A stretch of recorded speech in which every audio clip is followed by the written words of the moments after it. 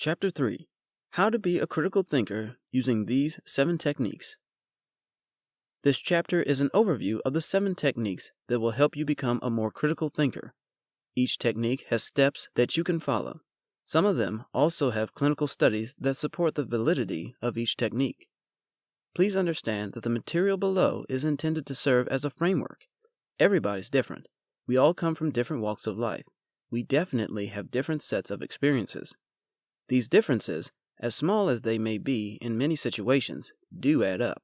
This is why it's really important to keep in mind that there is no such thing as some sort of magic bullet solution to sloppy thinking. If you want to improve your critical thinking skills, use this framework and fine-tune them based on your personal experience. By taking full personal ownership of these techniques and tweaking them or modifying them to fit your daily experience, you maximize their value. You also increase the likelihood of incorporating these techniques into your daily activities. Eventually, they become automatic. How come? They have become part of you. Here are the 7 techniques for improved critical thinking skills, in no particular order.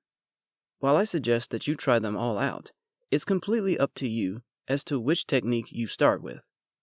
Regardless, you have to use all of them because they do have a scaling effect. Keep an open mind.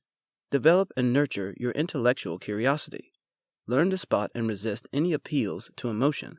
Refuse to look at things at face value. Make sure to always stop and reflect when presented with things to think about. Identify and overcome your negative self-talk or negative thoughts.